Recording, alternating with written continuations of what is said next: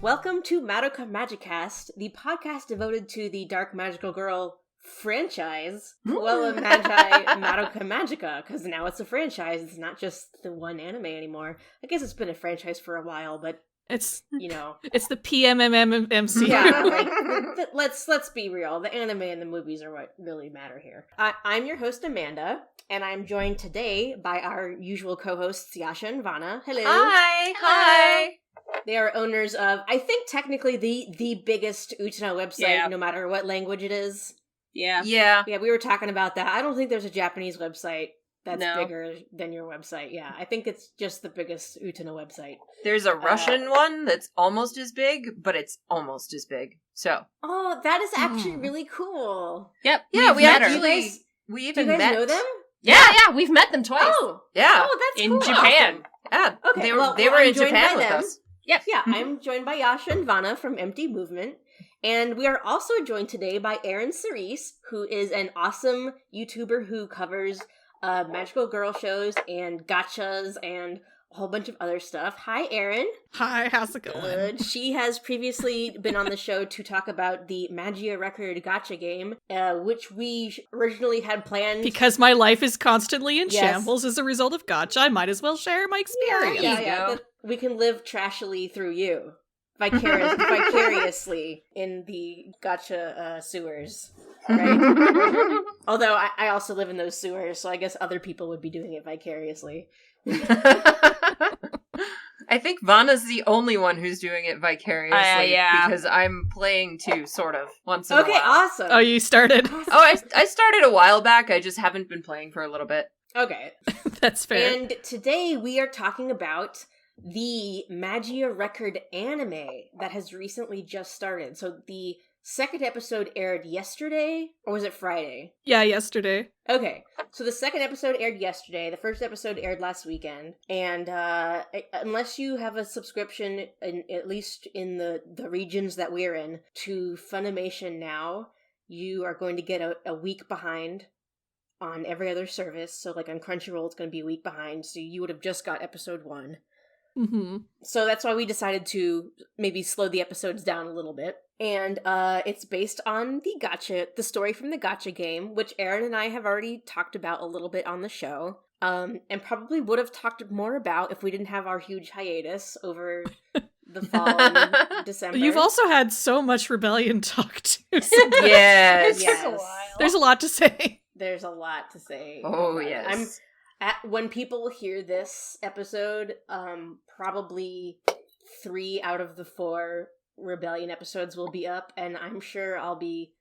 Well, maybe I won't, but maybe I'll be getting people adding me on Twitter about my Rebellion opinions. Uh-oh.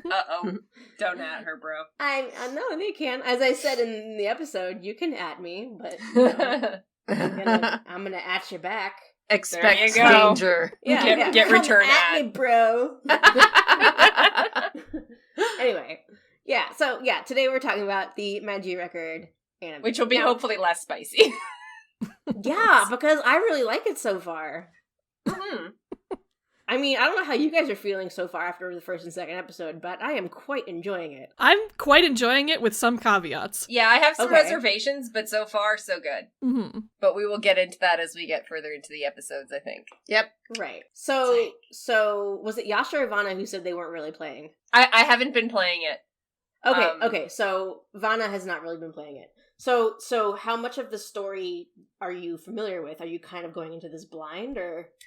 Not entirely blind. I know that there's this, like, idea that they're trying to find, Uwe, this Uwe. sister of the main character. I hate the name. Listen, I hate the name, honestly. I hate the name Uwe. Like, listen, I get it. It's Japan. It's a different language. But I don't like the name. Maybe it's a completely normal sounding name in Japanese. I'm not Japanese. I speak English. And Uwe is a weird ass name to me. While we're on this subject, Iroha is also a weird ass name to me. Like, I'm even not saying it right, and I speak Japanese. Like, I know it's Iroha, but it's not in my brain. But... In my brain, it turns into Iroha.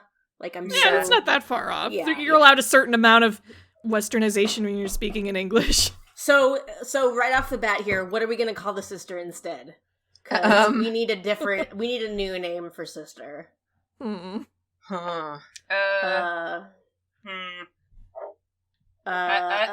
don't know, because she's kind of just like the disappeared one. Yeah. She's almost like a McGuffin early on in the story. Like, it doesn't even really matter. Let's just call her McGuffin then. Just call her McGuffin sister or something. McGuffin-chan. McGuffin-chan. There we go. I like McGuffin-chan. Yes, she's McGuffin-chan. I like it. Okay. All right. That's perfect. What she is then. So that I don't have to keep saying ooey, ooey, ooey all over again. Yeah, because that just, I don't know. I just flash back to Ibichu and I'm done. When I hear that name, I'm just done. Yeah, the only other thing I can think of is like ooey gooey or something like that. And that's and it's worse. the same. It's the same. Like, no, we need something else. This isn't gonna work. So McGuffin-chan, yes. Yeah. God, how confused are people who, like, I don't know why they would be, but how confused are you if you haven't seen these episodes and you're listening to this for some reason? Why?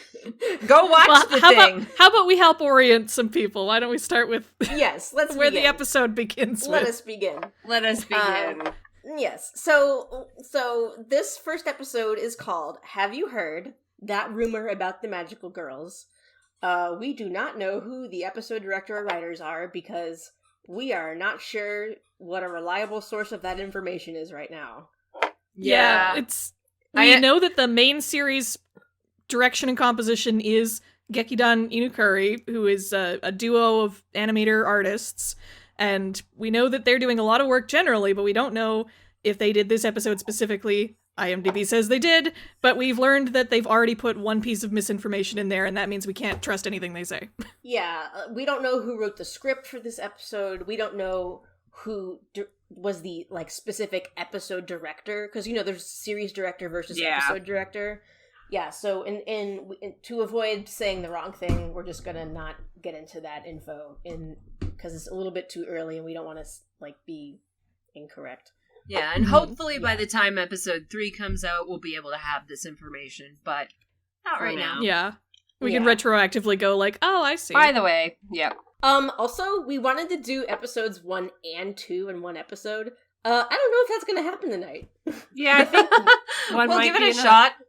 We'll see how long we go. Yeah, our reasoning was that, you know, we already talked about the little bit of the story in Magia Record already. We could do both episodes 1 and 2 in one episode. And yet, here we are. No, it's moving at a much faster pace than the cell phone game does, which is good, which I welcome with open arms. Yeah. This is a 12 episode, right? Have they said that?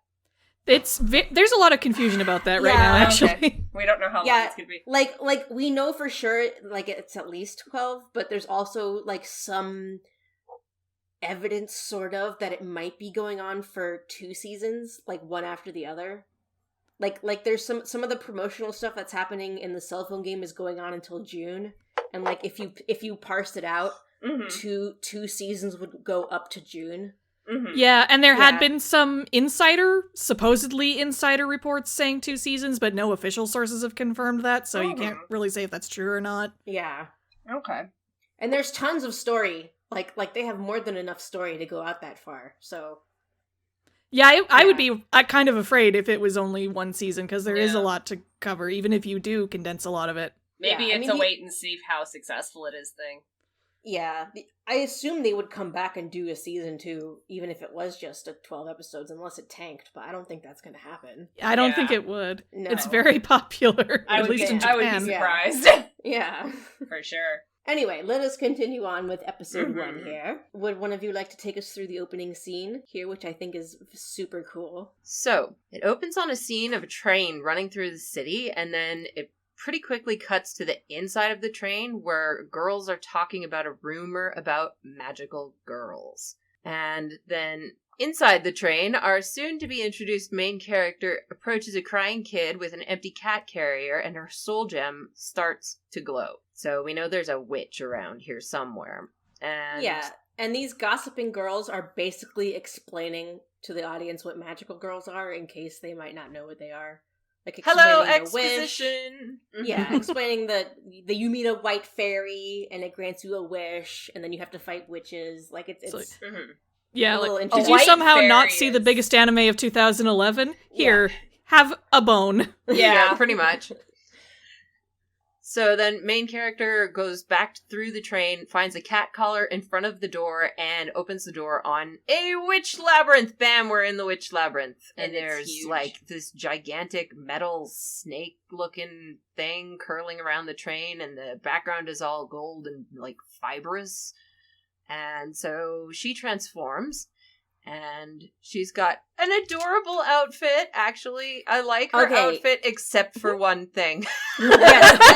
I think you might feel similarly about this than we do. Let's now, I feel like we this did is going to be... Yeah, hold on. Let's talk about this. We did this with the original series. We gotta do it with this one. Let's talk about this design. So this is Iroha Tamaki. That's her name. That is our main character. Yep. I'm gonna pull, so that we can just pause this. I'm gonna actually pull up her design itself, and I'll paste it into the chat here, so we can actually just look at it. Okay, well, I've got it on the screen mostly, too. Here. Oh, okay. There we go. Well, She's also got the Whoa. She's also got the hood. The hood, yeah. Yeah. Let me Wow. see if I can catch that frame. There. Here, There will we this go. link There work? we go. There we go. Okay. Perfect. Oh, and I put a link in there too. Okay. Excellent. Okay, so she's got like, God, this Thigh, is she's a got lot. thigh boots.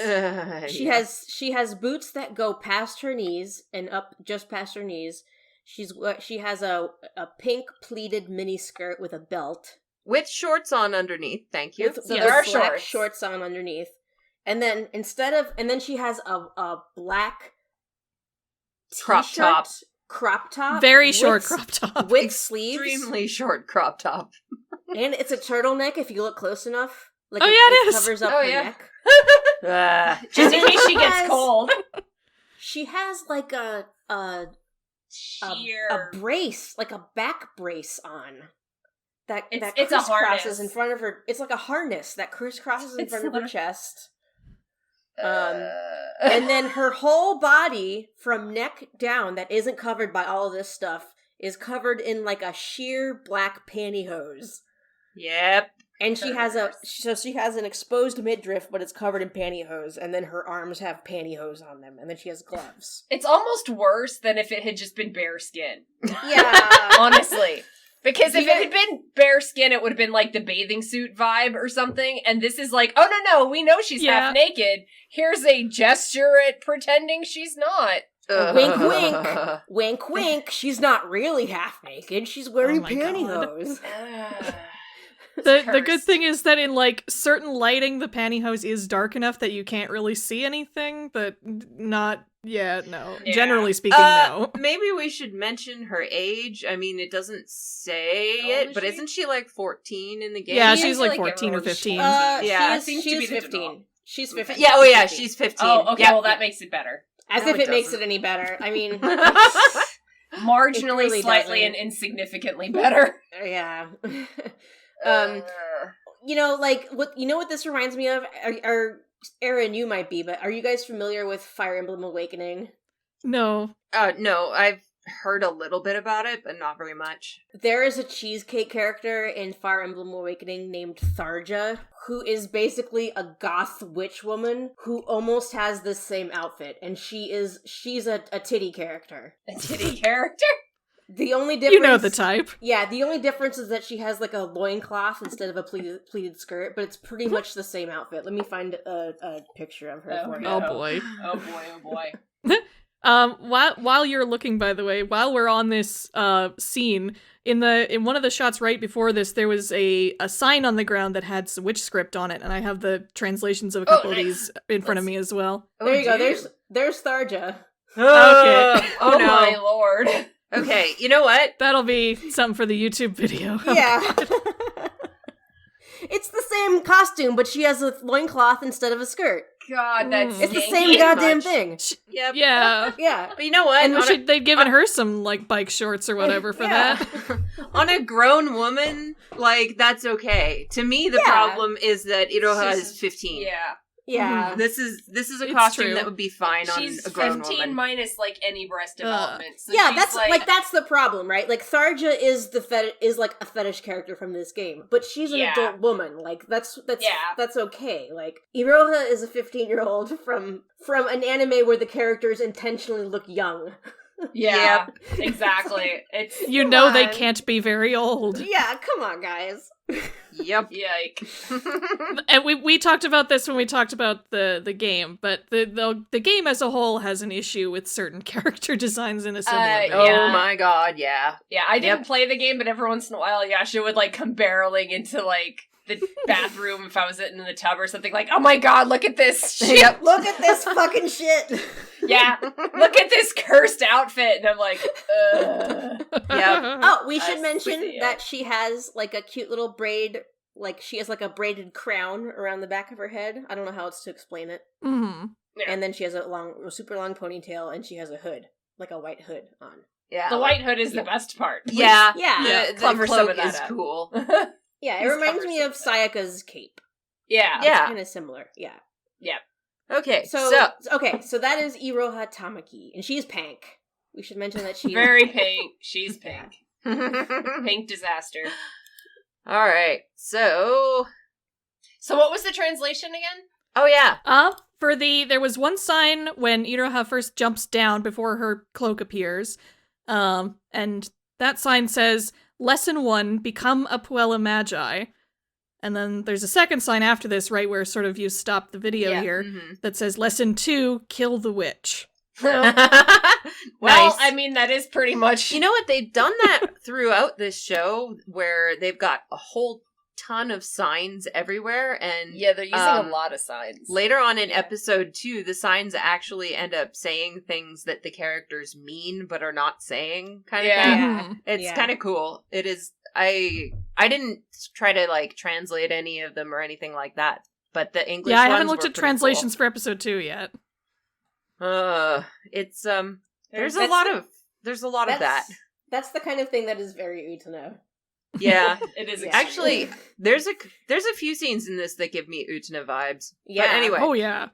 so now we have a psychedelic salamander with an eye for a head, and this is the witch, and I just decided it's called Salamandai. I don't know what the actual translation is, but it's Salamandai now. Yep, that It works is for me. apparently boxwood.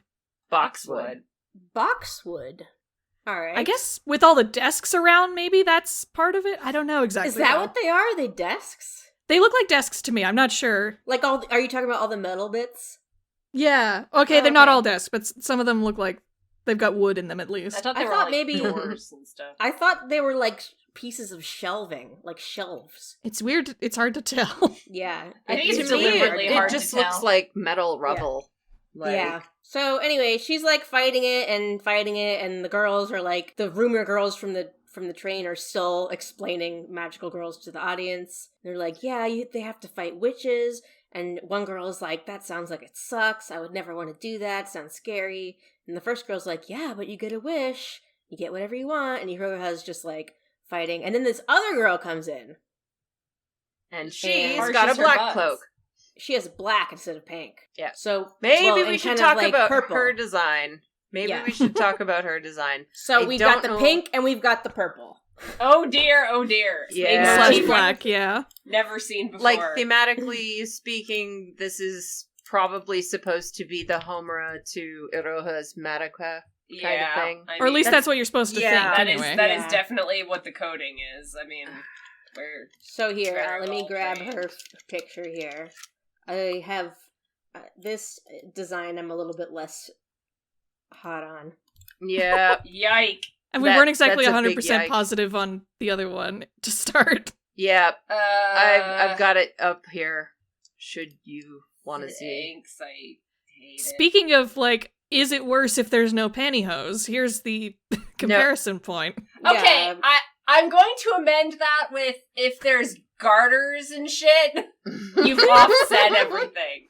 If there's Well, I mean, straps, you if see- strappy underwear and garters You see, offsets the the nut garter is sheer. her soul gem, though. That makes it okay. I do not care for this design. No. There's, there are things in Iroha's that, I like most of it. Like, most of Iroha's design I really like. There are very few things about this one that I like. Yeah, it's kind of like they were trying to do Iroha again, but didn't quite figure it out. Design, you know what? This design would instantly be made better if she did not have exposed midriff. Yes. This design would instantly be made better if she didn't have cutouts and design on her skirt that makes it look like she's wearing panties. Yeah, the cutout thing is so, like, right near the... Okay, so hold on. Somebody describe what we're looking at here for the folks on SoundCloud and iTunes. All right, so we can't see all of her costume because the cloak is on, of course. Yeah, I'm currently looking for a picture of the rest of it, but keep going. Yeah. So what we can see, so she's got open-toed shoes, which is already a fashion no-no. Yeah, it's like sandals, basically. She's gonna break her toes during these witch fights. I know, right? Yeah, this is not a very. And then she's got outfit. It looked like she wasn't even wearing shoes at first when I looked. Yeah. Nope, open-toed. And then she's got these socks, I guess, that are also open-toed, which is calf warmers? Okay. They're like calf warmers? Yeah, like something like that. They're obviously almost full leg warmers. Yeah. Up past the knee. And as mentioned, her soul gem is on a garter around her thigh. Thank you. Her skirt is no better. Because, as mentioned, it has cutouts and a little triangle over her pubic area. It's almost like it's pointing to it. Yeah, it's pretty much. Check it out. It's pointing at her vagina. It really is. Okay, okay, keep going. I found a semi-good picture of what her top looks like. Okay. The rest of the shirt, helpfully, is sheer. There's a 1/4 inch more of the skirt past her vagina bones, and it's just sheer. Thing. So it gives off like a night slip or something vibe. Yeah. It looks like lingerie. Honestly. It's already a mini skirt at that length, but half of the skirt is see-through. So it's even worse. It's a micro skirt. This is the worst skirt. This might be a belt, actually. Yeah, it's not. It's barely even a skirt. This is like people of Walmart level skanky. I hope she has shorts on. I hope. Do you think she has shorts on? How are the animators gonna hide she her has underwear? She has to, right? I'm getting, I feel like, no. You don't wear shorts with a garter. They designed this for the anime. It has to be animated from multiple angles. You can't hide it that way. I'm expecting panty shots. Unless they're gonna break the panty shot rule, and that's just gonna break my heart if like that. I'm gonna be really sad if that happens. Yeah, they haven't done it so far, thank goodness. Yeah. Mm-hmm. Did you find another picture of her top? Yes, okay. I did. Let me copy the location and send it to you. Oh, and we should mention she has a black, the reason why we're looking for another picture of her top is that she has a black hood on, very similar to Iroha's hood. Yes. And the cloak covers up whatever top she has, but not her midriff, conveniently. Yeah, it's not a helpfully warming cloak, really. Yeah. Yeah. So that's what her top kind of looks like underneath. So her top is basically just like a sleeveless black shirt. It's like a vest that's buttoned together. And it looks like it only buttons right in the crease of her non-existent boobs. Yeah. Yeah. It's better because she has a flat chest, guys. Please don't say that. It's what? Everything about this outfit is bad, and everything about this is looks fetishy like the and cloak. weird. It looks like the cloak kind of is attached to the shirt yeah, somehow. It does. It might be. It's part of the the whereas top. Iroha's is not and it comes off. The show shows her with not wearing the cloak. Mm-hmm. Yeah, it comes on in 2 pieces. Yeah. The whole thing where this character is introduced surrounded by salamanders, and I know it's the witch that's the salamanders, is also very we get it, reminiscent of Homura. Yeah. Hint, hint. So, this is the broken one. I guess. Yeah. She's gonna turn evil, probably. Yeah. Waiting for that. Something's gonna happen with this character. We should probably mention that this character is not in the game. Yeah, so I say she's gonna turn evil probably, but I actually don't know that. I'm just predicting. Yeah, a lot of people have theories, but obviously nobody knows yet. Yeah. And sure. sadly, we don't get too much more information about her in either of these episodes, Yeah, actually. she's not in the next one. She's not even in the opening. Yeah. No. So That's foreboding. Mm-hmm. That is extremely foreboding. It really is. Is she gonna die in episode 3? Maybe. No, If someone else doesn't. Alright, so the salamander explodes into lots of little salamanders, or somehow throws them off, or something like that. And Iroha, who is using a crossbow, stops for a moment here. Because she sees the cat. And must protect. Yes, must protect Kitty. Must. And this is how you know she a good girl. Exactly. Now, I must point out that the original series Madoka, also technically started all over a cat too. Mm-hmm. So yeah. Yeah, it didn't say in the series proper, but all the side materials reference it. Yep. Protect cats. That's protect the message. Cats. Yeah. That is the major theme in both of these shows. So she catches the cat, and then the big salamander chases them both and smashes into the section of metal they're in, and big explosion. And still the voiceover is talking about wishes and stuff. What kind of wishes you'd make?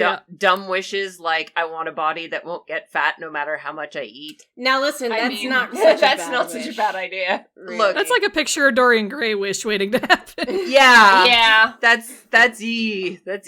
What kind of witch would you become from that? A fat one. A fat witch. Yeah, probably. I would basically revert to being me again. The Berg witch. Yeah, the witch who's Bergen all the time. The burger witch. There's a clown motif kind of going on. Yeah, like Ronald McDonald shit. My witch familiars are like the red box that the fries are in. There is a witch design in the game that is like I'm kind of picturing right now that is along these lines. Well, there you go. Oh my God. I'm thinking of. Oh, I don't think I've run into that one yet. I won't say who it is, but I think if you've played the game and you've seen some of the witch designs, you might know which one I mean. It's not coming to mind right now, but I also kind of There's a pig involved. Ooh. I don't think I've gotten to that one. Me neither. I kind of sort of stopped playing over the holidays and haven't really got back into it. Yeah, pretty much. Same here. Maybe I'll get back into it now that the anime's airing. I don't know.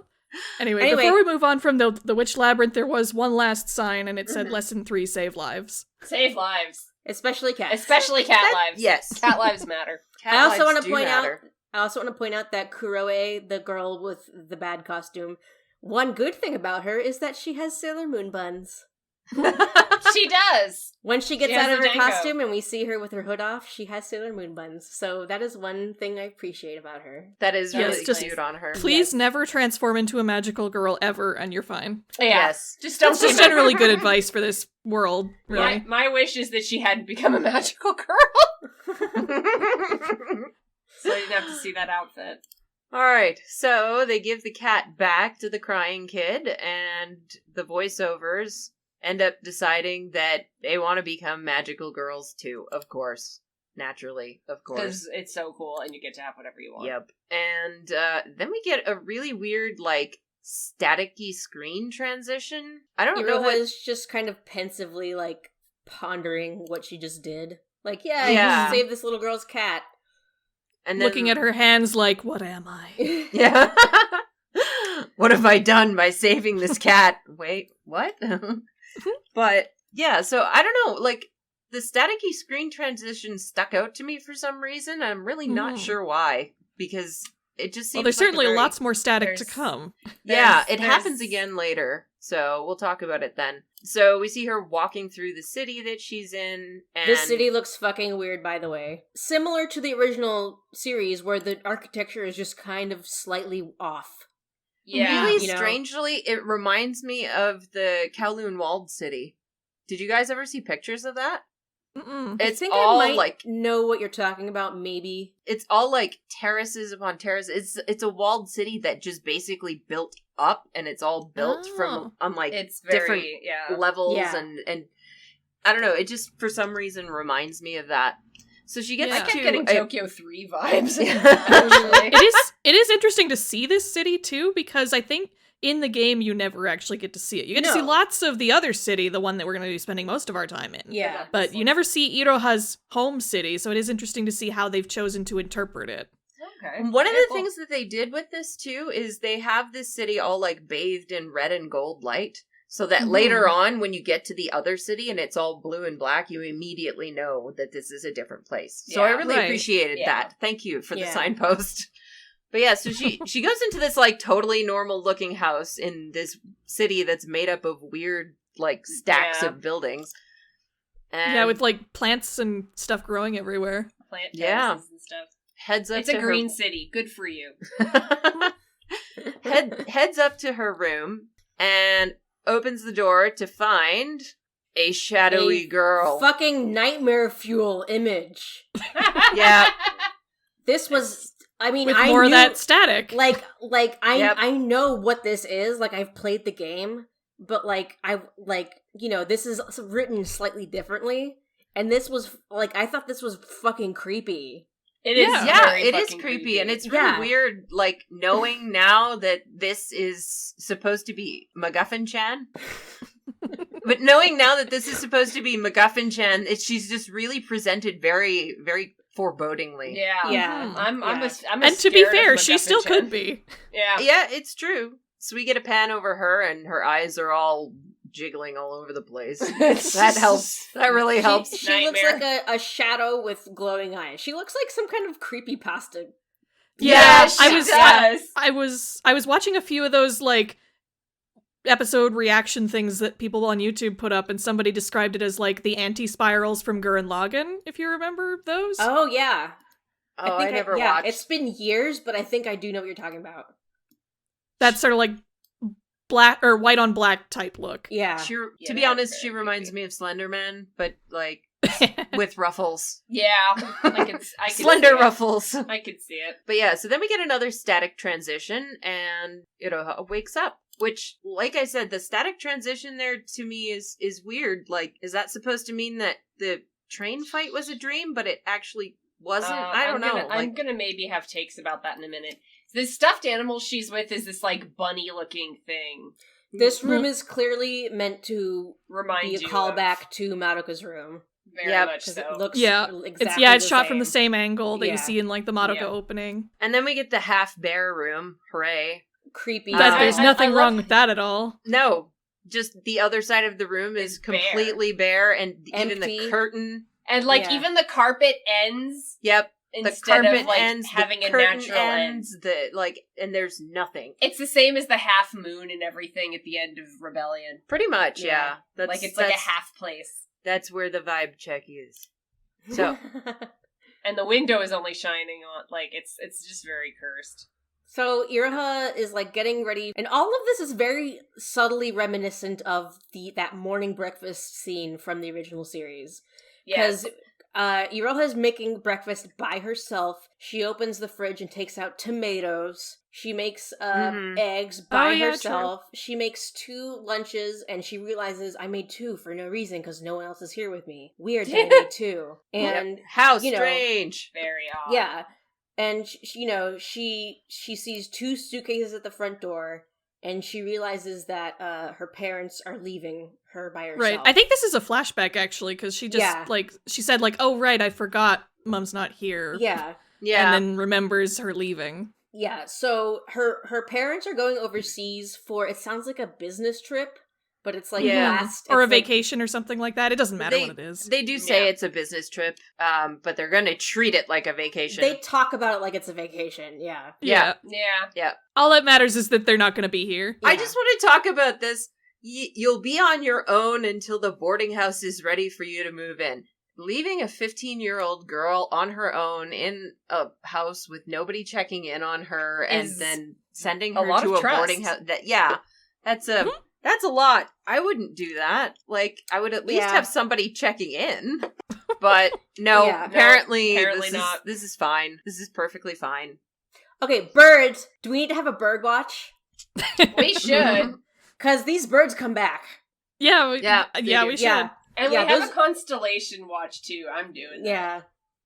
Because in Rebellion, that was shorthand for when it was a Witch Labyrinth versus when it was not. And these are, like, named stars and constellations, too. I wonder what the significance of each one is. I certainly don't know my constellations very well. These constellations are on a blue, cloudy sky.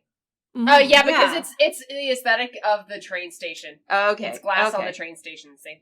I see. Well, still, it stands out visually anyway. So, Iroha gets on the train to go to... Where is she headed, even?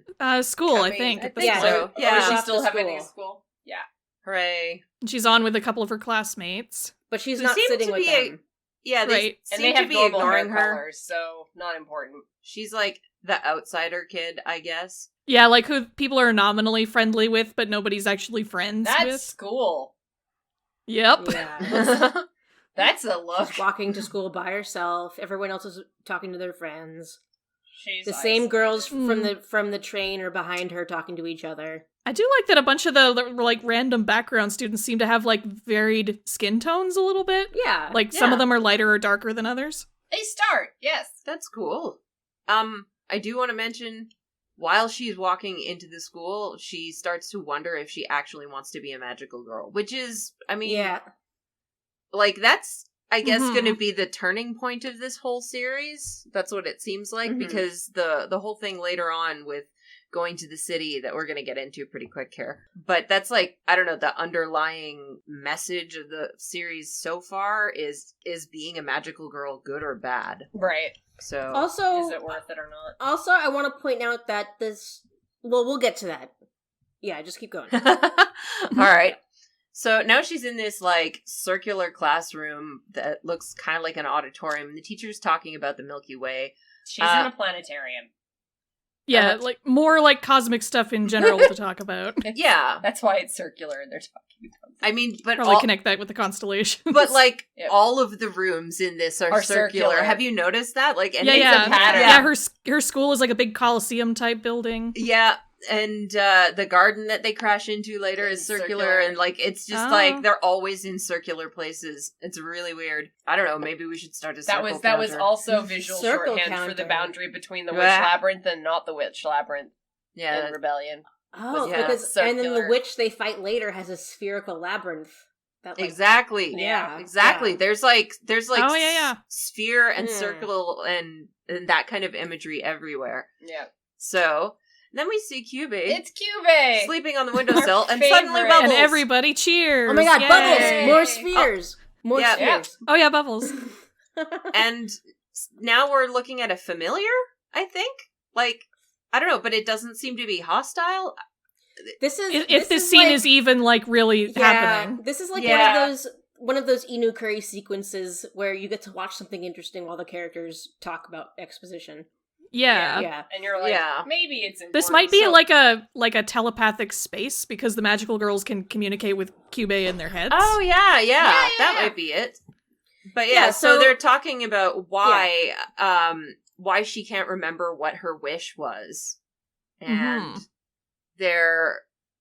Kyubey says that she wished for somebody, like her wish was spent on somebody else. Mhm. Which but- I wonder how they figured that out. Yeah. If I was Kyubey, Oh no.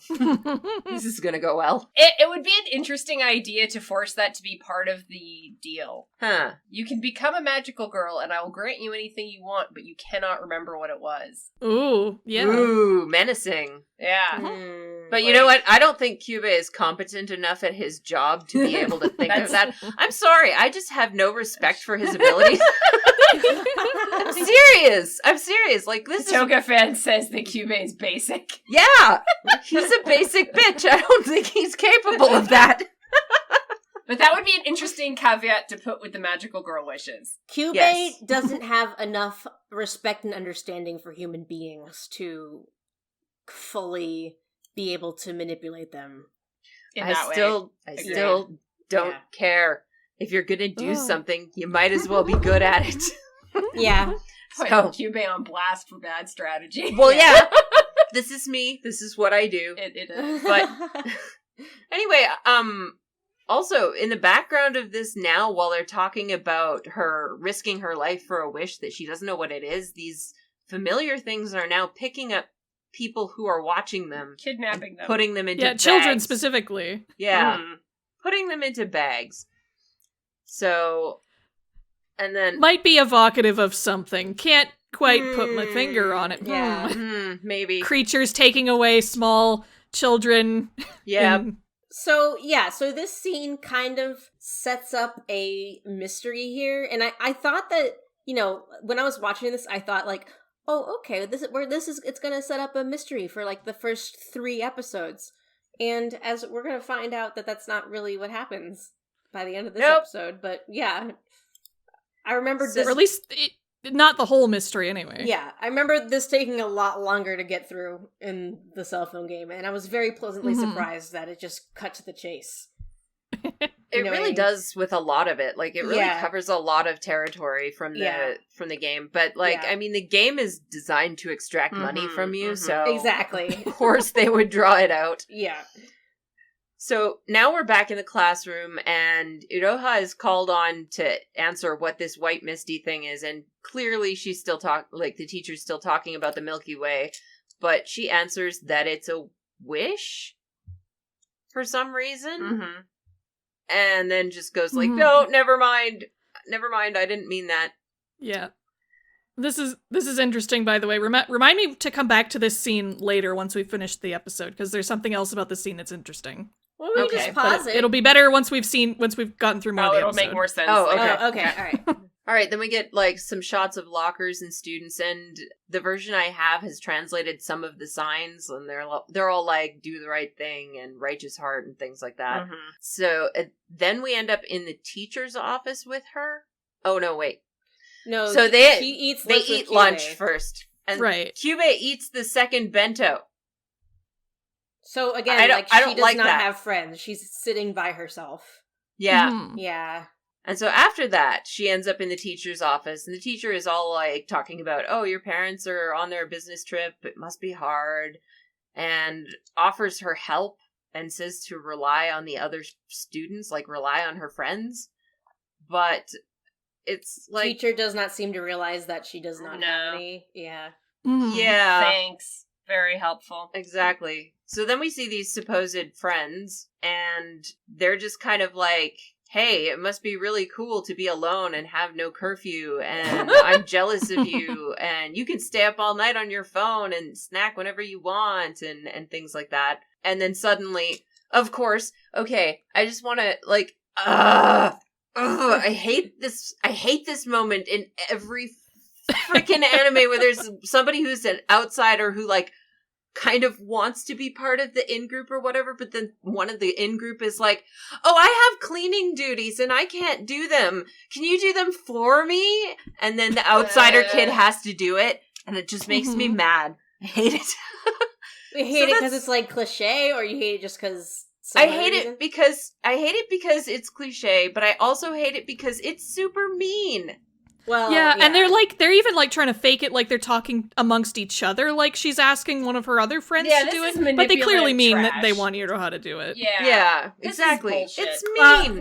We should emphasize. We should point out these are the same friends who were not sitting with her on the train, and were not walking with her to school. Yeah. So suddenly they're talking to her when it's time for somebody to clean. Yeah. Fuck you. And then when they're cleaning, take out the trash. Big thanks. They do like. I mean, you'll take yourselves out. Oh. Yeah, get out, bitches. Fuck you. But what I think is cute here is that as soon as they're gone, she starts like practicing her magical girl moves when she's by herself mopping, and she starts doing backflips in the classroom. Pew, pew. Yeah, and leaping over the desks and that kind of thing. It's very cool. I actually like that too. Yeah, and while she's doing this, the other girls are talking about, like, oh, Tamaki's always busy. She's always got stuff to do. Like, that's the reason they're not hanging out whatever. with her. They're just making excuses. They actually specifically mention that bitches. She's not in any clubs or anything, which... Well, she's got real shit to do. Well, yeah, she's got shit to do, and we know what that shit is. It's her hunting witches. Has to be... Exactly. Yeah. But... it's funny that they mention that she's not in any clubs, because as far as I understand, clubs are basically, like, almost required. Yeah. That is basically where you get your people make circle. fun of you if you don't belong to a club. Yeah. Exactly. So her not being in any clubs is, like, really, really odd, really strange. Probably something she's been, like, disciplined about, almost. Not formally, but like, you know, teachers coming to her and being like, why aren't you in anything? You should really be in a club. Yeah. You can meet new that, people and that learn teacher new with skills. the pointer thing is like weirdly almost threatening with the way she like keeps tapping it on the table too. While exactly. smiling. And it's, I don't know, like, this is kind of a strange thing to think about, I guess, but as far as I know, it also affects future employment. Yeah, so they're very. It's really actually a big start thing early that she's not in any clubs, because that does affect future employment, and that kind of says to me that Iroha doesn't really expect to live long enough to get there, so she doesn't care. That's kind of the impression I get. I don't know if she necessarily doesn't expect to live long enough. I think it's more... Yeah, she doesn't seem that melancholy. I don't know if it's necessarily she's saying that consciously to herself. I think she just doesn't care. Yeah. I think she's just generally kind of dissociated from the world, it seems like, and stuff like the static seems to contribute to that feeling. Yeah. Well, maybe it's not her exactly. Maybe it's more the show, because they do end up talking quite a bit about how magical girls don't survive very long. Yeah. So maybe that's more, maybe that's not Iroha the character, but maybe it's the show kind of implying that future employment will not matter. Well, because she's a magical girl. This actually brings up something I wanted to point out, because... Oh, sure. In the cell phone game, especially early on, so I don't think this is spoilers for people even who have not played the cell phone game, that the feeling I got from the cell phone game early on was that Iroha was a relatively new magical girl, not brand new, but not really super strong yet either. She didn't know that magical girls are witches. She didn't know about the soul gem thing. Do you know what I'm saying? She wasn't she wasn't like very nobody really strong does, yet. but she wasn't very strong yet, etc., etc. And in this anime, I'm getting a little that she's broken. She's a little bit more competent than the feeling that I get from her from the cell phone game. Especially since she's already working with another magical girl. Yeah, and here she is doing backflips in school, and like, I don't know, she seems to be a little bit more into it and a little bit more like used to being a magical girl at this point. Yeah. I kind of wonder if that's done to help contrast against the battle we'll see later to get across the fact that it's more serious, like, oh, Iroha is competent, but even she can't handle this, so no. Yeah, and Miyachio must really be great, because she, like, not even did they even say her name in this episode? I don't think they do. Yeah. No. Well, they don't. Yeah, they don't say Yachio's. They barely say they're the other two. Yeah. Fuck you, play the game if you want to know who these people are. As far as Kuroe goes, I think that the saving the cat was literally when they just met, because, well, I mean, we'll get to it right away here. Yeah. That is a major coincidence with their outfits, then. Together, I don't. Can I just say I love the interface on Iroha's phone, by the way, that has like the little bunny eyes as they call accept and decline buttons. Yeah. Yep. It is cute. So Iroha gets on a train and Kuro is there. Yeah, see, I hope it's okay even though we just saw each other yesterday. Hold on. Pause it. I don't think that they just met each other yesterday. No? No, because if you go back, I'm getting a different implication, because they're like, she's always so busy, but, she's not in any clubs or anything. I don't get it. And then she gets a phone call, and it says Kuroe on her phone. So I felt like the implication there was, the implication is she's hunting witches with Kuroe. I think so. Okay, yeah, and the sign said partners, too. And then we see her running down the street, and it says partners back there. So it's I think that's, I think the implication is that, like, fair. This is the girl that she goes witch hunting with. Yeah, I think the line of, I hope it's okay, even though we just saw each other yesterday, is more like, we just met, or not like we just met, but more like, we saw each other so recently. Yeah, it's almost like a business, it's like a business partner relationship, and not really like friends. Totally. Yeah, totally.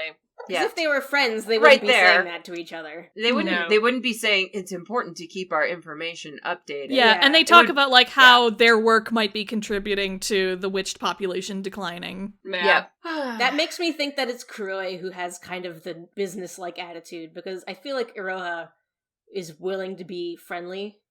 Yeah.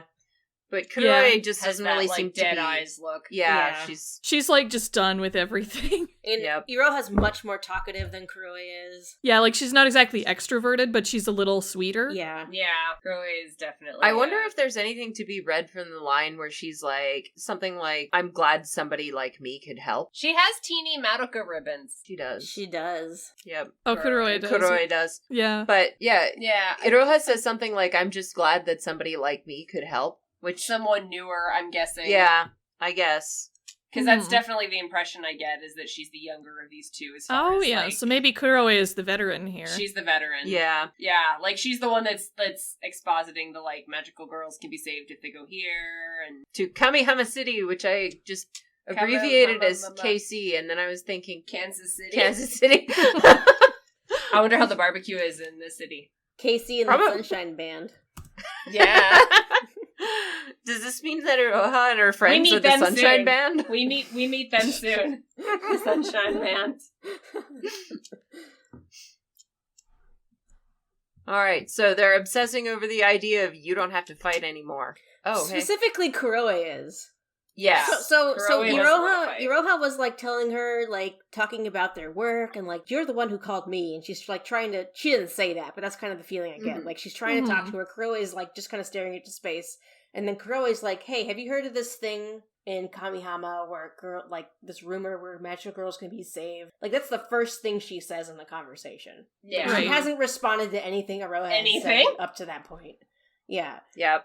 So they start talking. This sign here Yeah. that says whispering strictly prohibited. While they're chatting. Yeah. Well, Like- they're not whispering, they're talking. Odd Yeah. as fuck. I'm not... There's I'm some talk just, like, about tripping how... me out. Yeah, like... The only good witch is a dead witch. Yeah. Oh, I love it. Speech is silver, silence is golden. Keep quiet, but whispering is prohibited? Yeah, Kuroi is saying, everyone's talking about Kamihama City, and she doesn't know if they don't have to fight witches or what the situation is over there, but a bunch of girls are having a dream about Kamihama, and where a little girl tells them that they can be saved if they go there. So there's the juxtaposition of, like, whispering is strictly prohibited, blah, blah, blah, and then the only good witch is a dead witch. Like, the English text is is different. Mhm. And it sounds almost like they're talking about, don't be gossiping about this. Like, that's what the subtext that's like, kind of the... not broadly, Yeah, don't that's chat, one of the but recurring motifs I have on my Exactly. list. is that it's Is a like rumor thing. whispering and gossip generally. Yeah. Yeah, well, I mean, this whole thing, as we find out, is about rumors. Yeah. So, Mhm. So that's, I Whispering think, what and the gossip. don't whisper is. Don't Yeah. whisper about Yeah, this I think rumor. it's almost certainly to do with the fact that this is going to do heavily with rumors. Yeah, Yeah. for sure. Also, as we are soon to find out, this is basically either being influenced by a witch's labyrinth or is actually part of a witch's labyrinth right now. Mm-hmm. Yeah, so it's a good Yep. chance that a witch is listening to whatever it is that they're saying. Mhm. I think that's why there's a constellation motif in the train stations. Because the train because it's is heading, the they're witch heading labyrinth. into the witch labyrinth. Yeah, Okay. on the train. That makes sense, actually. Yeah. I wonder if they'll use that over and over. Yeah, maybe. Because that was a motif they started in Rebellion also, so. Yeah. Mhm. Anyway, at this point, Anyway. they're talking about how many girls have had this same dream where they meet a little girl and the little girl tells them magical girls, or come to Kamihama City, here magical girls can be saved. And Iroha's just kind of like suspicious about this, and Kuroi confesses that she had the dream too. And it's the exact same dream. She just had it last night. And she starts asking, like, didn't you ever think about wanting to be saved from being a magical girl? And Iroha has had that thought. We saw that kind Yeah. of Mhm. when she was Wondering, like, do I want to do this anymore? Exactly. And we find out what Kuroi's wish was. Which just is so heartbreaking. Yeah. I know, right? But it's funny here because she's all like, when you became a magical girl, what did you wish for? And then she, like, immediately just goes into her own wish, just completely steamrolling any chance Yeah. of Iroha saying anything. Well, especially because the audience already knows that Iroha doesn't know what her wish is and so couldn't say anything anyway. I just think it's funny as a character beat. Yeah. It's like It that is. kind of I wish for- person I that, wish like, for this. yeah, just asks you a question and then doesn't really give a shit about your answer and goes into Yeah. their own. Kuroi is basically just using Iroha as a sounding board at this point. Yeah. Yep. We find out Um, that Kuroi's wish was to go out with the person that she liked. And Whoops. Oh, would you know that's a 15-year-old. Would you wish know if it? They've broken up since then, and now her whole wish was pointless. Yep. And she says it's the only thing I wanted back then, but now at this point, it's completely, I don't want to be a magical girl anymore, because now that wish is, it's pointless for me. And if I'd known better, I would have never wished to be a magical girl. So I'm going to go to Kamihama City. I'm going to go right now. Even if you become a magical girl, it's meaningless if you die. See, here's where that, what I was talking about with the future employment thing, being an implication of maybe the show, is they keep hinging on this, death is meaningless. Yeah. And being a magical girl is not that great. Yeah. Kind of thing. So that gets hit a bunch. So this is the opposite attitude towards someone with the perspective of, Sayaka, right? Because Sayaka had a completely different perspective on this. Yeah. At the end of the series, she still felt very happy for her wish, even if she died. Yeah. Yep. This is a little bit more... And it's the opposite of how Madoka felt, too. Yeah. Yeah, exactly. Yeah. Mm-hmm. So it's an interesting inversion of that. Yeah. Yeah, it's interesting to see, a magical girl that's, this jaded. The only other veteran we kind of knew was Mami, and we knew that she had issues, but she, kind of tried to stay positive, at least on the outside, anyway. Well, there's also Kyoko, who was very vocally fuck the whole wish I did. That's more that's more anger than cynicism. But she liked being a witch. I mean, being a magical girl. I mean, we can't pass by without the mention of the most cynical magical girl, Homura, who... Right. Yeah, but to be honest, shit. if Madoka... That's, beyond this level. Yeah. Homura is not a magical girl. Homura is a magical, AARP member. She's been around a while. Homura is cosmically cynical. Yes. Literally. But really, when you think about it, I'm willing to bet that most veteran magical girls eventually get to the same attitude that Ryue has here. Definitely. The longer you've been at it. Yeah, I'm sure most of them made stupid wishes when they were little girls, and then they get Yeah, older. because that's exactly the sort of person Kyubey seeks out. Yeah, exactly. So she says, I'm gonna go to Kamihama City, and then all of a sudden, more nightmare fuel. Everyone on the train looks directly at them. And they all have witches' kisses. Have witch marks. These witches are, super efficient. Compared to the ones in the They've original got their show. Shit together. They do. I'm impressed. There's entire rooms of people that are full of witch marks multiple times. Bridge watch and train watch. Yeah, trains is another thing on my list, and I'll get more into that later. Oh, and the people mob them and crowd them, and then suddenly there's prismatic water everywhere, and it washes everybody out of the train except for Iroha. Yep. And this is a train going to Crazy Town. And we get a transformation sequence. Yay! It's a short one, though. It is a short one. It's just a nice, straight to the point one.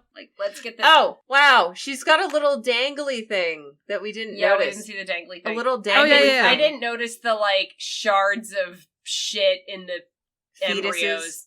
Yeah, you were saying they look like embryos? Yeah, these are embryos. Are these salamander tadpoles? I'm thinking. Oh yeah, they might be tadpoles. Yeah. Vana? Like baby salamanders? Early enough, humans look exactly the same. Yeah, that's true. I think it's supposed to be kind of a bit of both, but they definitely look like embryos, have that weird head shape. Yeah, they have shards of shrapnel stuck in them. Yeah. So that's nice. I'm not even sure if that's the name of it at that stage, embryo. But yeah, it's I think so. Almost... Yeah, but they look very much like that. I mean, embryo salamanders would look the same. However, they all get blown the fuck away. Yes, they get blown the fuck away. By Iroha's crossbow. By shrapnel, so that's great. Suddenly swept away. And now there's a manhole in the train. Definitely we're going to go down the manhole. Definitely go down that. Definitely. Because down there is that same weird fibrous gold background and that same... shards of metal. Yeah, metal. Which I think, now looking at the fibers and thinking of what we see later, it might actually be pasta. I thought it was pasta when I saw it. Yeah? Yeah. Okay. So now we've got the sphere watch, circle watch again. Yeah. The metal snake has formed itself into a sphere around Iroha, and she's trapped in it. And Salamandai is there, and it's gonna kick the shit out of her, apparently. Boxwood. Boxwood, yes. Yeah. Oh my god, you know what this is? This is that angel in Ava.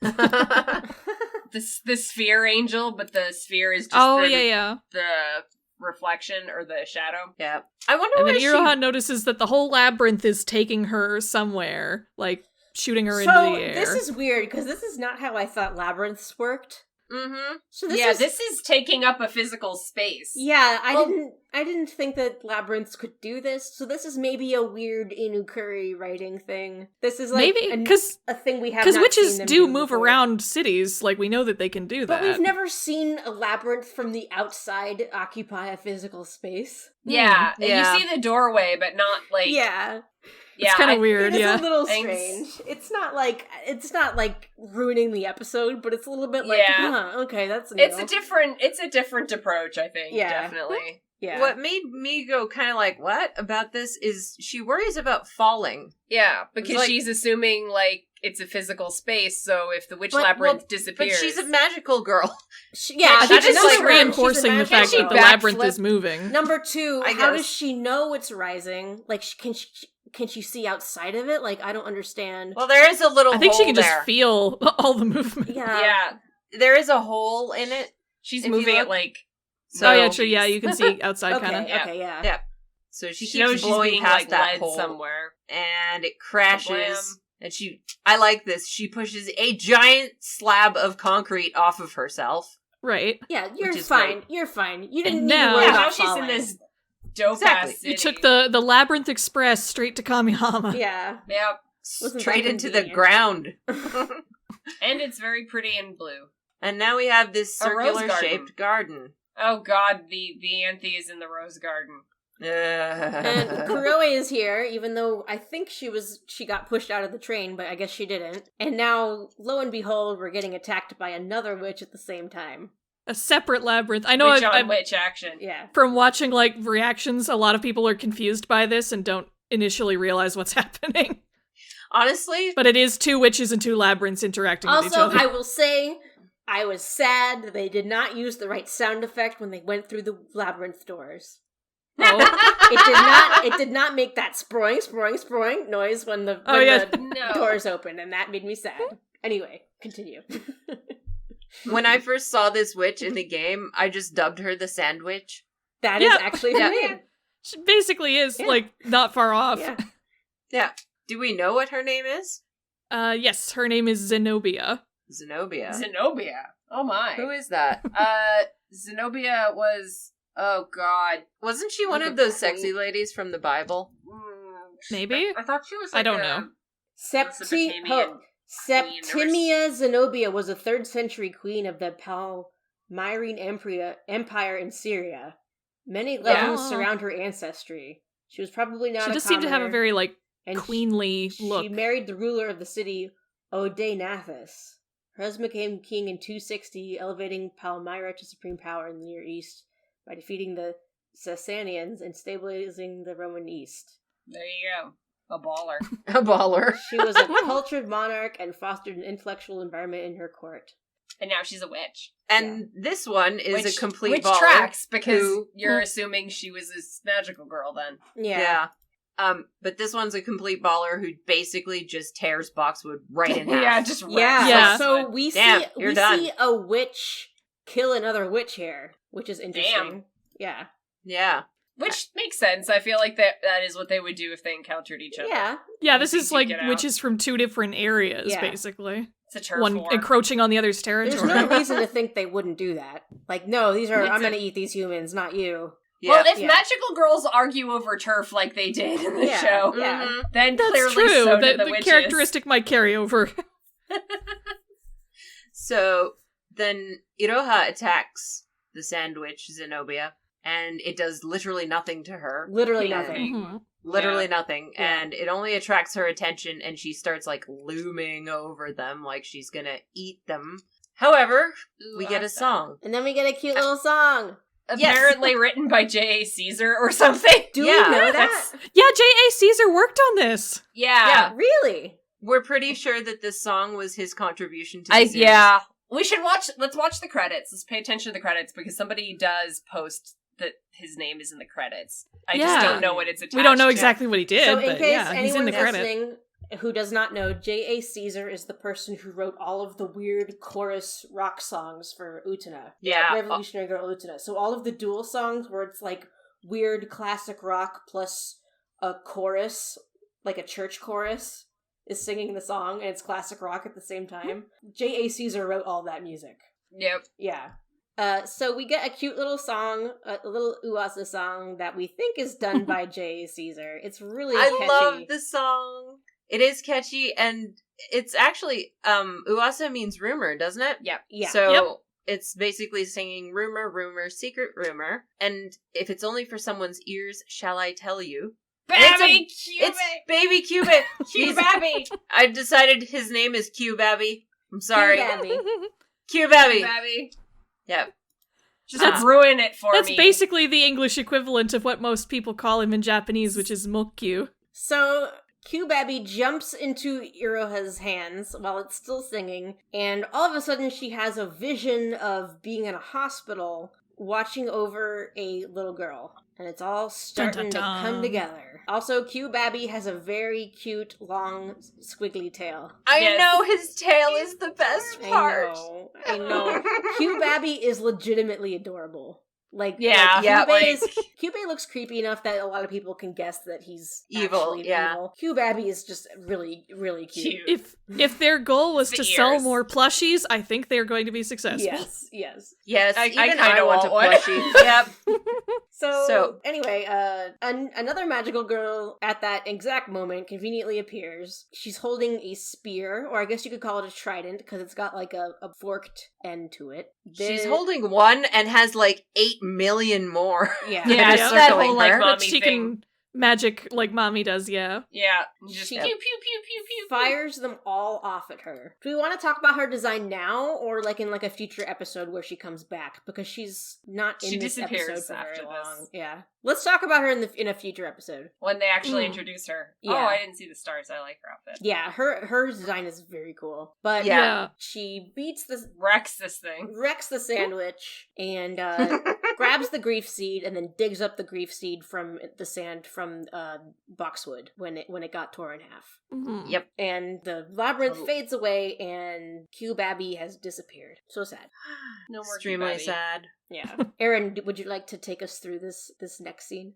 Sure. So basically, after the fight is done, this blue-haired girl who will remain nameless for now, oh no, confronts them and asks, like, hey, who are you? How did you get here? This is Kamihama West territory. Didn't Kyubei tell you not to hunt witches without permission in other magical girls' territory? That's like 101 shit. Yeah. Iroha starts to apologize, but Kuroe, like, stops her immediately and asks her about being saved in Kamihama City. She's right down to business, even after all of this craziness. The blue-haired girl says that she has heard this rumor too, but says, no, the witches here are stronger than the ones in other areas, and there are a lot more of them, so if you're expecting to be saved, sorry, that's the opposite of what's gonna happen, so get out while the getting's good. Here, take these grief seeds and go, get out. Wow. That's how you know it's bad, when it's like, here, take these and get the fuck out. Yeah, Yep. exactly. This is like, these magical girls are basically like running a mafia. Like, Basically, yeah, they have territories. Yeah. this is like, you get to the Big Apple because, this is where the real shit happens. So you go to like Magical Girl New York City and you get there and it's all like broken into turf and... Yeah. Yeah. If you step on the wrong toes, you're gonna get whacked Yeah. and sent to the bottom Exactly. of a river. You're gonna have a sit Yeah. down. You're gonna get it's all those very concrete sketch. shoes. Yeah. So yeah, that you'd think this would be good enough reason to go.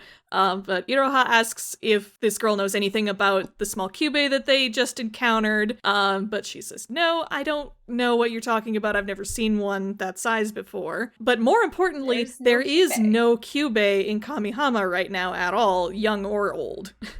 Which is very unusual. Okay. It seems they like know? magical girls know that Kyubei is a hive mind, I guess. Yeah. Yeah, Yeah. it seems like they know that, I guess. I don't know. I'm guessing because there are so many magical girls in Kamihama and Kyubei is just around all the time, it's impossible for him to only be one being. Yeah. So they have an idea. Yeah, so she says two things here that are interesting. There Yeah. is no Kyubei here, and we're getting rid of our used up grief seeds some other way. Although she doesn't Yeah. mention now what they're doing with them. Where or what. Yeah. Yeah. I I don't think we've found out even at the end of the second episode. No. Oh yeah, I forgot that's what Kyubei's function was. Is to Like, eat up the nominally. Yeah. I mean, like, maybe you could just chuck him in a garbage compactor or something. Look, Yeah, like what else? What would you do with them? I already figure Kyubei is like an animate garbage compactor, so... I mean, you're not wrong. I wonder what the incubators do with the used up grief seed. Probably just recycle, I guess, into new soul gyms. Creepy. That implies a finite number of them. Yeah. Iroha's like, oh, well, I guess if you see the little Kyubei, will you tell it thank you for saving me? And Iroha's like, yeah, I guess so. Oh, not Iroha. The blue-haired girl's like, yeah, I guess. And then they leave. Yeah, you see some very mysterious flyers on some pillars that don't have any text, but have some very ominous designs. I wonder what that and kanji you see them. means that's Yeah. on those. Yeah, it's not translated. Yeah. Yeah, you hard see to tell them if it's even again, readable. too, in the next episode around a witch labyrinth. Yeah.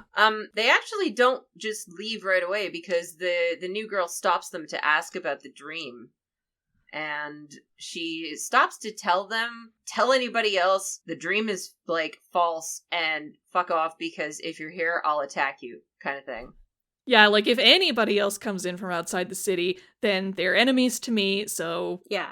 you've been warned. Like, spread the Seems word. cool. Don't come here. Get the fuck out. Yeah. Very friendly. Extremely friendly. You can see why she's so many people's best girl. Yeah. Yeah. I mean, she's my best girl. Yeah. Oh, I was just gonna say, out of that gacha game, I like the black one with the claws. That's my best girl. Oh, no. Marika? I love no. her. Oh, wow. I love her. You probably won't like the source material she's from, though. I don't care. That's fine. Honestly, I'm not gonna get into it. She is real edgy. Yep.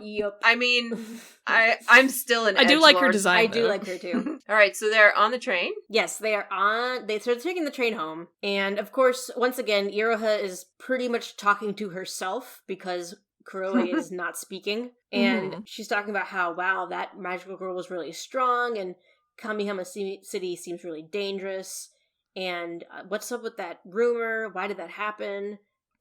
Yeah, this is all just like so fishy. What's going on? And we get some weird shots of the bridge that the train's traveling on and weather vanes. And then we get this kind of surreal shot of girls with suitcases walking along train tracks, like saying stuff like, I need to be saved. I have to be saved before I die and sacrifice my life. There's a bunch of rats that pass by going in the opposite direction. Yeah, I didn't notice the rats at first. That's super creepy. Yeah, Iroha does not have a suitcase, but is running through along with the girls, and she seems to be trying to catch up to a girl with pink hair who looks like a girl who was in her flashback when she was holding... It's McGuffin-chan. It's McGuffin-chan, yeah. Yeah, and McGuffin-chan actually does have a suitcase if you look close. Yeah. Mm-hmm.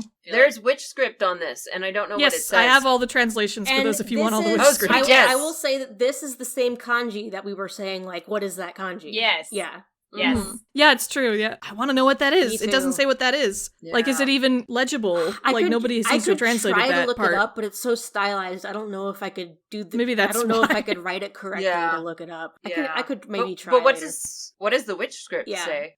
So there's a bunch of different screens that have different witch script on each one. Mm-hmm. The first one is, it looks like a bunch of birds flying over water, and the text is, he escaped from the ordinary. The next one looks kind of like an oval-shaped eye with a snake tail, and it says, he do not care what others think. Mm-hmm. The next one kind of looks like the top of a temple with a star or a moon or both above it.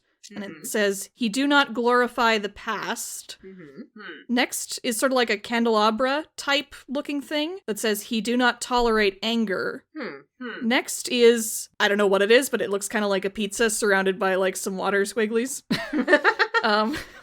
It says, he do not rely on blood ties. And the last one looks like a creepy long-haired lady with a sand, like an hourglass kind of thing underneath her. And it says, we affirm ourselves at expense of our neighbor. Well, This is all that's very- cheerful. Very foreboding. Yeah. I find it interesting that he is appearing at all. Yeah, I wonder, is Not a lot of that he's. gender specific? I think this is Yeah. all in English. The Okay. witch script, the letters seem to Okay. match up with the exact letters. text. Oh yeah, that's right Interesting. too. Yeah. Mm-hmm. Okay, so Iroha kind of catches up with McGuffin-chan. Yeah, McGuffin-chan is wearing little pantaloons. Did you notice that? That's cute. Kind of, yeah. But her face is all made of static. Yeah, she turns around, her face is all made of static again. And it's creepy again. And then we get this sort of surreal scene that doesn't seem to take place in reality, where a bunch of magical girl wishes appear on signs all around a city street. Now, if you have played Magia Record, you're gonna recognize a lot of the stuff. Yeah, this is like Magia Record Cameo City, this whole thing. Yeah. Yep. Yeah. Which is why some of the wishes seem like so weirdly specific. Yeah. Mm-hmm. And over this montage thing, we've got Kyubey talking, saying, I'll grant one of your wishes. It can be anything. I can make any miracle happen. Yeah. However, the subtitling on this is very, very hard to parse just because it's all mashed together. Yeah, it was like this. It was like this on Funimation too. Yeah. Well, there's so much on screen. Yeah, the only thing that gives you a clue that the top ones are for the signs is that they're in quote marks. Yeah. Yeah, these are the Funimation subs, I think. So, Kyubey is all talking about how the soul gem will be created, and those who receive the stone will then have a duty to battle witches. And then we get this scene that's, like, on top of a building? I think this is the hospital. Like, outside it looks like white sheets. Yeah. Yeah, I think it is. Cure McGuffin-chan's disease. Yeah. It's we see all these bed sheets, and it's Iroha, and she says she's making her wish to Kyubey. This is a flashback. And she says, cure Ui's disease. And at this point, we don't know who Ui is. That's McGuffin-chan that we've been talking about. And then Iroha wakes up again, and it was a dream. Yeah, again. and as she wakes up, there's like a bunch of random flashes, one of which does have a little bit of witch script, and it says, locate me. Ooh. Which is basically what the one from the game said. I think we talked about that one before. Yeah. Okay. And she wakes up with this plush animal again, but the first time you see that plush, the plush is all brown. It's in brown. I think it's the same color. And she was hugging it. But it's the same design. I think it's the lighting. It is the same design. I think that's the lighting. I'd have to go It might have been the lighting, but now it looks more like that one that the girls have on there. Yeah, it does. It does resemble that. It's not exactly the same, but I think you're supposed to think it is. The creepy thing about it is that the plush is looking at her. Yeah. Yeah. She's not looking directly at her. Yike. And then we see all these photographs where clearly she's supposed to be with another person. And there's the half of the room where somebody is absent. So you get the... And then she says Ui's name, and then we get the title card, because it comes at the end. Have you heard the rumor about the magical girls? Yep. Cool. So I really liked this first episode. I thought it was great. This is the intro, isn't it, that they play now? Yeah. Yeah, this is the opening they play at the end. So they played the opening to close out this first episode. The opening is sung by Trisail, which is 3 of the seiyuu of the main magical girl cast. It's Iroha, blue-haired girl Yachio, and one other girl who hasn't shown up yet. Okay. Well, for those of us who know the characters, I mean, do you know which one it is? Yeah, it's Tsuruno. Oh, okay. All right, cool. Yeah, it's Iroha, Yachio, and Tsuruno. Oh, I can't wait for Tsuruno to get there. This opening is like full of like references to the opening of the show. Yeah. Or no, it's also like just in time shot for shot the same as the opening in Madoka. Yeah, too. I'm staring at this looking for J.A. Caesar's name. Oh, yes, right. Is it there? We gotta find it. I haven't seen it yet. Somebody did post a picture where you saw J.A. Caesar's name, but I don't know. I think it was like a piece of paper or something it was on, so I'm not even sure like what exactly it was. I'm watching now. Yeah, like I'm just pausing and scanning it to see if I can find his name. So there's Trisail. Yeah, this is where they're talking about the music, so...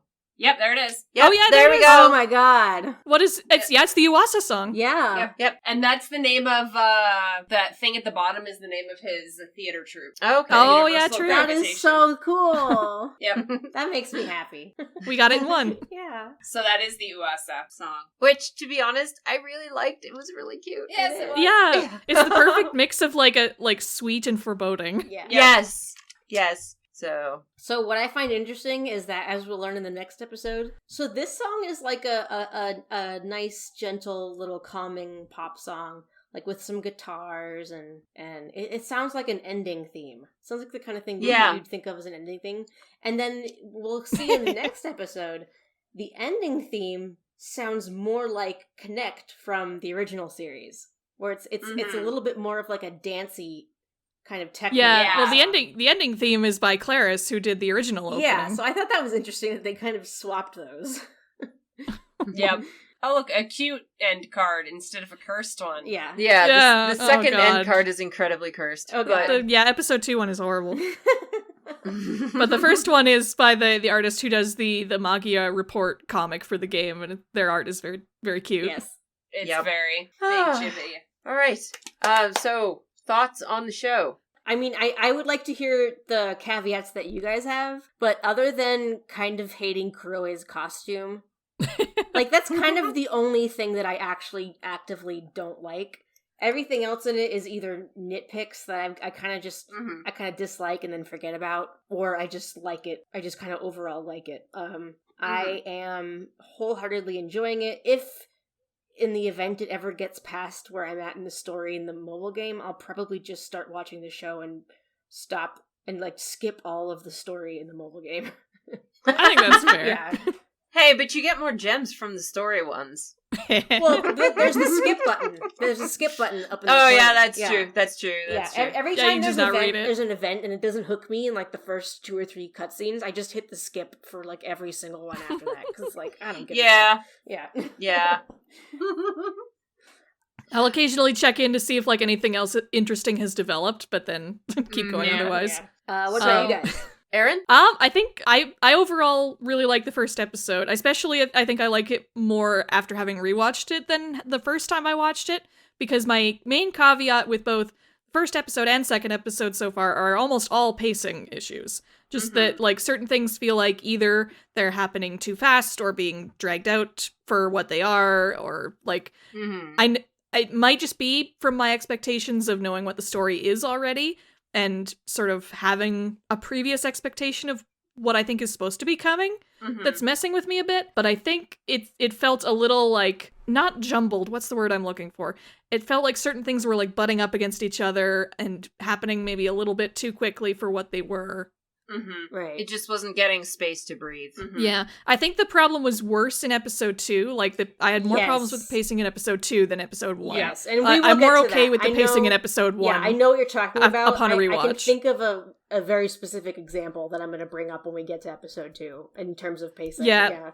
Like, when we get to episode 2, I think episode 2 should have been split into 2 episodes at the very least. Yasha and Vanna? As for me, I'm skeptical. Okay. To be honest.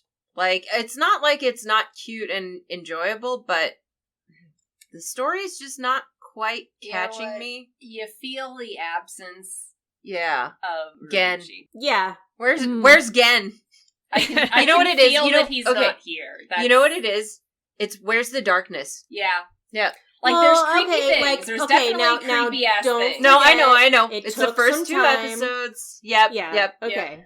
I'm not. But did it though? It did not. Yes, because yeah, Cube was horrifying immediately. Well, no, Vanna's right. Cube was horrifying immediately. Okay, like, but y'all, like, he was in shadow. Well, listen, you guys picked up on the fact that Kuroe is kind of empty and defeated, like, pretty quickly, you know. And same thing with Yachio. Like, you can kind of feel that already. You know what I mean?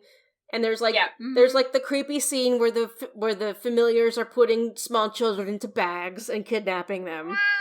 Yeah.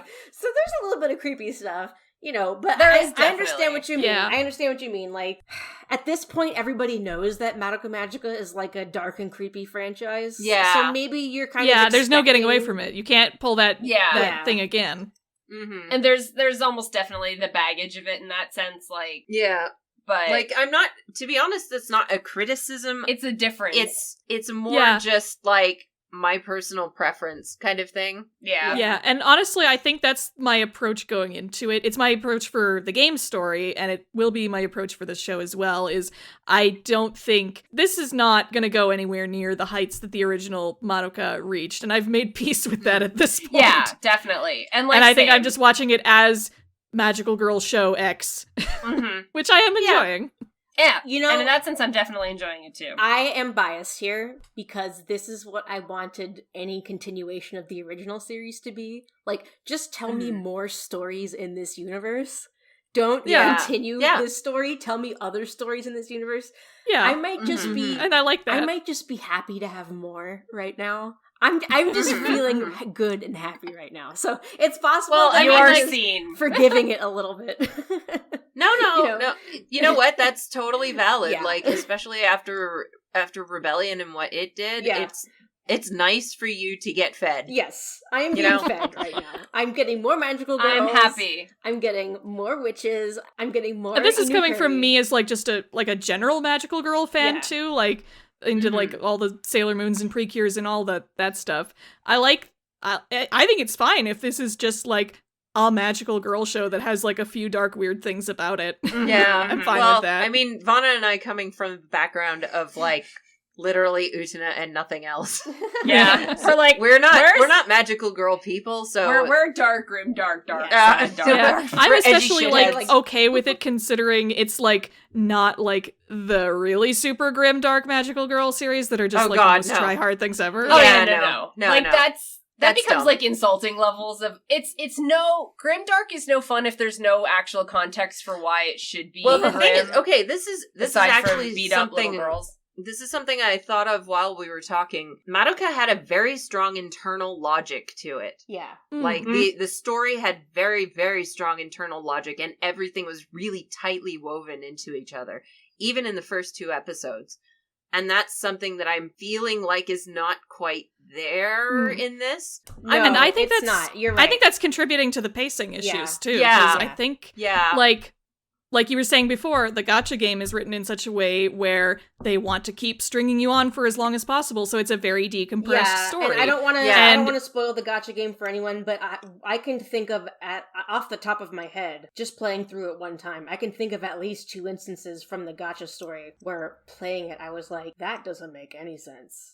Like, this doesn't feel, this doesn't feel right. Like, the tone of this does not feel right for Madoka. You know what I mean? So I know exactly what you're talking about. Like, it's, the original series was so tightly written. It was, like, so perfect. Yeah, it was beautiful. And the game story is just like a completely different kind of story, and trying to fit it into the tightly woven structure of a TV series is a tall order, to say the least. Yeah, I don't think they're entirely quite getting it at this point, but I'm happy enough to keep going at least. Oh yeah. It's just the lack of internal structure makes me feel like I've kind of not got my footing in it. And that's why I think is mostly why I'm skeptical. That and the lack of darkness. It's not that I'm saying it's bad. I'm definitely not saying that. Right. It's cute, it's enjoyable, it's interesting, it's great to see more stories in the world, but it's more like it's the difference between Madoka is an A tier anime, and this is a B. This is a B. Yeah. Well, that's not bad, so far, but it's a B. So far. Maybe, so far. As far as we know, it could, who knows, maybe it'll blow us out of the water This later. could go either way. Yeah. Exactly. And maybe it'll be awful later. Like, hopefully not, but...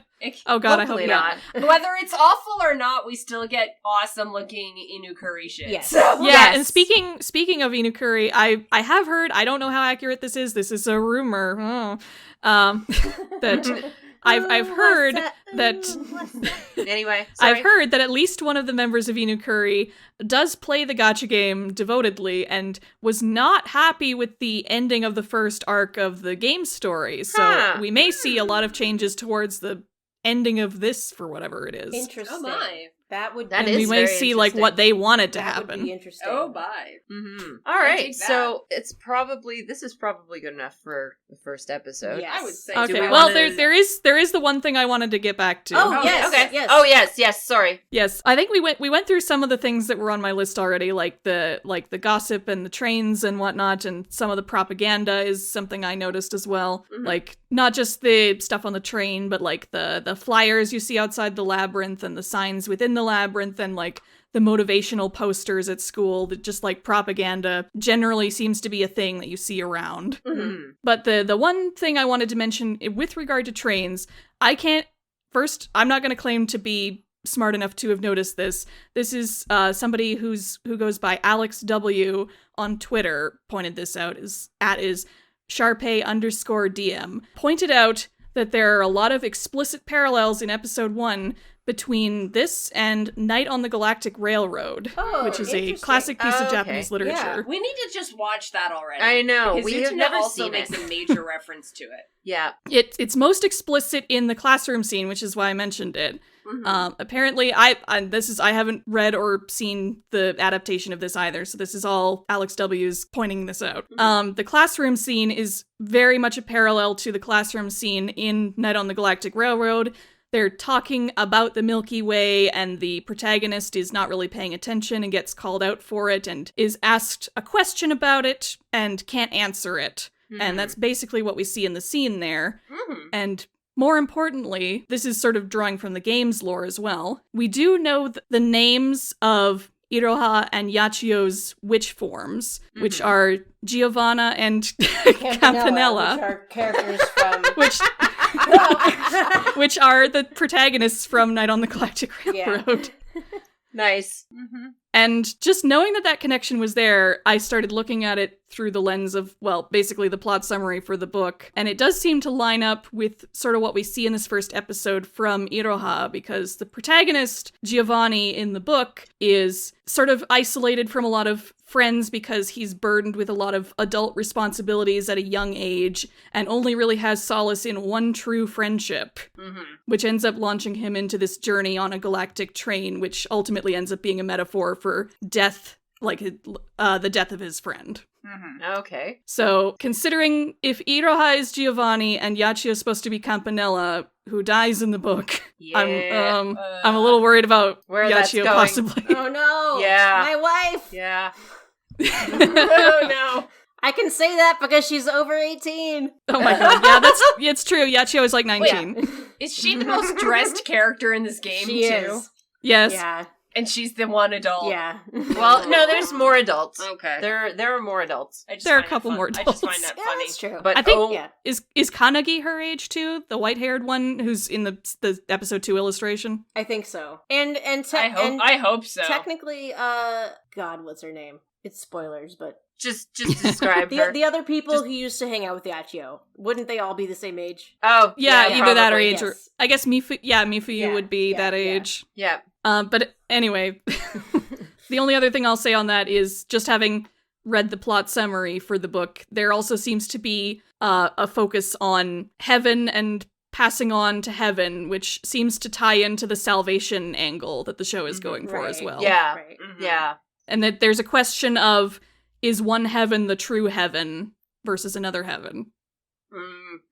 Yeah. Interesting. If this gets into that, I'll be very impressed. I will be too, because the game certainly doesn't get into it beyond the fact that their witch names are that. I'm willing to bet more that it will be more visually tied to that than actually the story, just because of Inu Curry being the one that's helming this. Yeah, Yeah. I would definitely bet on Inu Curry making more of that connection and trying to bring it out more in the show. Yeah. Mm-hmm. It should be interesting to find out as the weeks go. I'm just impressed that I married a witch. That's the first time in my life that has been done in the reverse. Where someone said Giovanna when they meant to say Giovanni. I get called Giovanni all the time. Well, the witch form is Giovanna, but the protagonist name is Giovanni. You're a witch. I'm a witch. You're a witch. How do you like Get a it? witch, Vanna. Well, I mean, we knew that. This is true. You are extremely cursed. I'm very cursed. We knew I was going to be a witch. That was my magical girl wish. To I want to become be a witch? Just go straight to. Can we skip the work part and just go straight to the falling from Go grace straight to eating humans. and eating humans? Yes. That's my wish. Can I just skip the work? I don't want to do the employment. I want to go straight to my retirement. I know. Well, that that's sounds so messy. nice. That's messy because if I was to make a wish, it would be for you and me to live forever. Well, as Aw. witches, you better have specified. Okay, hold on. Actually, Hold that on. mortality. We can't get on Okay. tangents. We gotta close up the episode. Yeah, No, okay. we We gotta gotta close close up the the episode. Yes. All right. Yep. Thank you for listening to this episode of Madoka Magicast. If you would like to follow the show on Twitter, you can do so at Madoka Magicast. You can follow me on Twitter at Lambda Power. Please join us on Patreon. If you want to support the show, it is patreon.com/Madoka Magicast. We actually do have some patrons to thank, so let me get some new ones to thank, because I think some people probably found the show now that Magia Record is a thing. Mm-hmm. So, before I forget, well, maybe we should just do it in the next episode. No, we should do it in this episode. We should do it in this episode. Okay, so we have some new patrons to thank today. I'm guessing these folks found us probably because Magia Record is beginning was beginning or has began. We would like to thank Elle for becoming a patron. Thank you, Elle. Hello? You? Yeah, Yep. no, Hello? Vana just, pointed at me. Vana just pointed at me because my actual name is Elle. Oh. I thought maybe it was you. No, it wasn't me. No. No, like the letter L, like the initial L. Okay. Okay. Sorry, I was just, startled. You can't just be silent. You're gonna make me think that my audio cut out or something. Sorry. Sorry. Okay, sorry. Thank you, Elle. Thank you, Elle. Thank you, Elle. And we also have to thank Deanna, who became a $5 patron, which means she is going to be receiving the pin or the button. Thank you so much, great. Deanna. Thank you, Deanna. Thank you so much, Deanna. So thank you to our new patrons. And don't forget that I should mention that if you become a $5 or higher member of the Patreon, you will get a very special thank you button of either Madoka or Homura, drawn by friend of the show, Erylyn's, artist Erylyn's, which is super cute. I have mine. They're adorable. They so are adorable. We have some left, so that you still have time to grab some if you don't have them. Either $5 for 2 months or $10 for 1 month will get you both pins. If you're interested, go check it out. Patreon.com/Madoka Magicast. So Twitter, Madoka Magicast. And then my Twitter, Lambda Power. Anyway, go ahead. And if you should want to find me and Vana online, I don't know why you would want to do that, but we are always at ohtori.nu, and you can find our shitposts on Twitter at ohtori_nu. And I just want to stress again that the NU does not actually mean naked, even though it does in another language. Many other languages. We didn't pick that on purpose, okay, guys? We did now. Well, now we did, but back then we didn't. All right, and Eryn, where can people find you online? You can find my YouTube channel at youtube.com/Eryn Cerise. That's ERYNCERISE. You can find me on Twitter at the same handle, and you can watch my video series about the history of the magical girl genre, Maho Profile, on my channel, and there'll probably be some more Magia Record videos coming up in the near future as well. I recently posted a weirdly intensive Holy Alina Fate Weave video. You can watch that too. Amazing. I did not get to really do that event just because it was, over the holidays and I didn't have any money to spend because Christmas. Yeah. Well, thankfully, most of the Alina Fate Weave was free to play. Oh, that's good. The video was mainly intensive because I lost the footage, so I had to recreate it all from scratch. Oh my god. Oh, that's terrible. That's devotion. All right, well, thank you for listening, and please join us next time for episode 2 of Magia Record. Bye! Bye, guys. Bye. Thank you, bye.